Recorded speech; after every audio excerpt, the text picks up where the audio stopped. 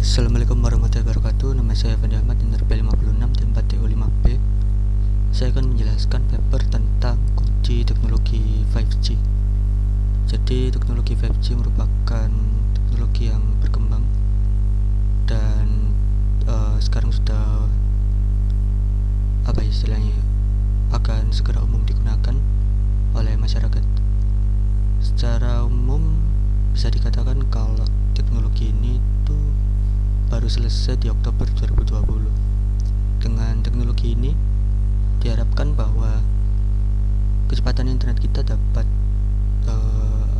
lebih cepat dan tentunya dapat memberikan data yang tinggi, di mana dapat dikatakan juga bahwa teknologi ini tuh merupakan teknologi generasi baru yang menghasilkan konektivitas broadband ultra robust, low latency yang ekstrim, dan jaringan masif untuk manusia, dan Internet of Things. Lain halnya dengan sistem nirkabel single purpose, 5G dipersiapkan untuk menyediakan segudang layanan. Dan tentunya 5G ini sangat mendukung ya teknologi seperti IoT yang sudah ada sebelumnya, di mana teknologi IoT sendiri juga sedang masifnya berkembang. Dan dengan adanya 5G ini akan membuat teknologi IoT itu lebih mudah. Nah, di paper ini sebenarnya itu dijelaskan beberapa spesifikasi. Ada yang seperti kita lihat di sini, ada karakteristik layanan, ada layanan seluler 5G, eMBB, URLLC, MMTC dengan karakteristik hingga 20 GB per second. Latensinya untuk URLLC ini rendah ya. Tentunya seperti yang kita ketahui, semakin rendah latensi itu internet itu semakin bagus.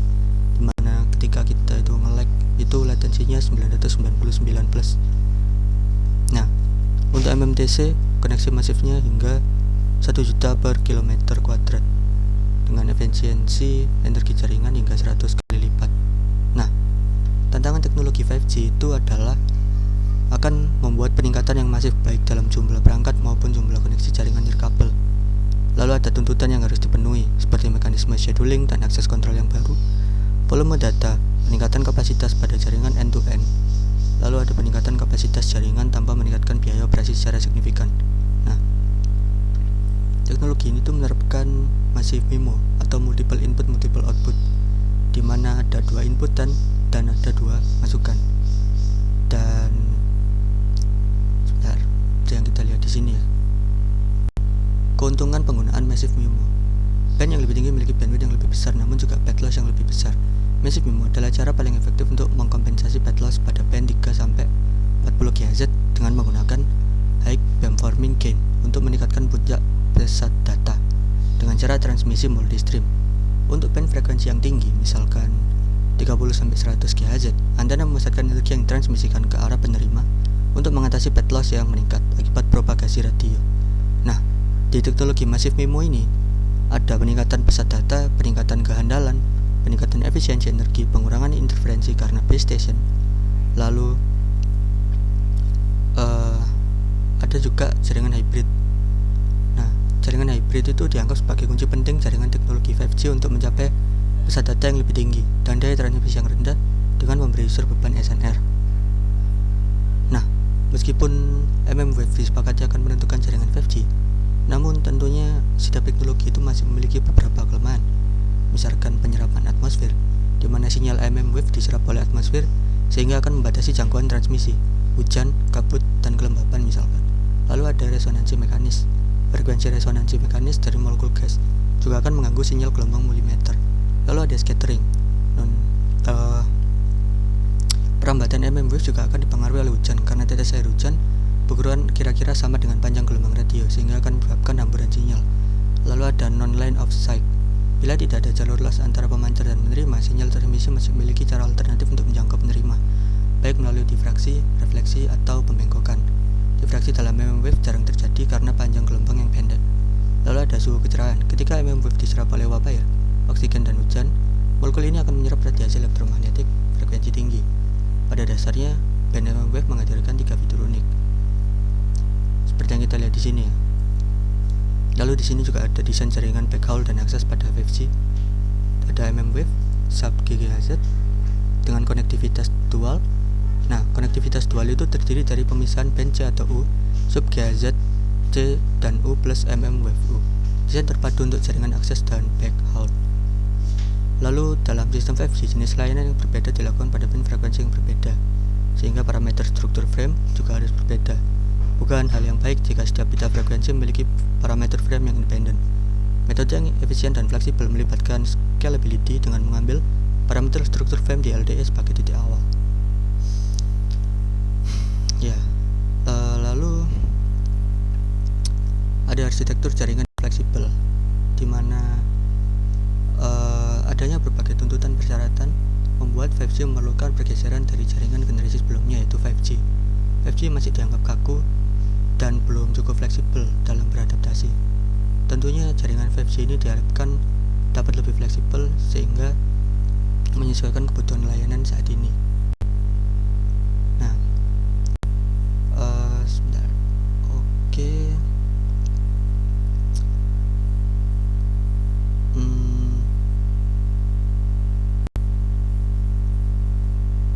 Beberapa tantangan yang harus dipenuhi pada teknologi 5G ini jika berhasil untuk tuntutan dan tantangan yang lebih tepat.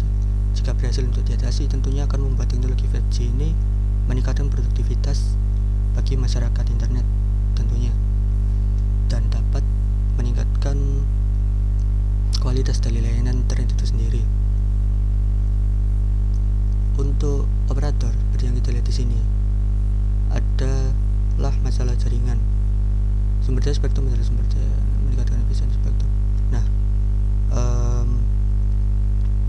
di antara teknologi inti 5G yang ada ini, kunci untuk meningkatkan efisiensi spektrum dengan termuka adalah teknik Space Division Multiple Access menurut Larson tahun 2014. SDMA ini meningkatkan kapasitas sistem beberapa kali lipat tanpa frekuensi tambahan serta sumber daya ruang dan waktu. Selain SDMA, teknik beamforming dan terminal dual transmission channel pre-coding merupakan solusi penting bagi operator untuk mencapai cakupan jaringan yang setara atau lebih baik daripada 4G karena gain yang dihasilkan. Jika melihat beberapa keunggulan dari 5G, tentunya teknologi ini diharapkan mampu menyaingi teknologi sebelumnya ya, dan dapat mengatasi berbagai macam permasalahan-permasalahan yang ada di teknologi 4G. Kira-kira seperti itu. Sebentar. Oke, untuk kesimpulannya adalah skenario layanan 5G itu dapat dibagi jadi 3, yaitu Enhanced Mobile Broadband, Ultra Reliable dan Low Latency Communication, dan Massive Machine Type Communication.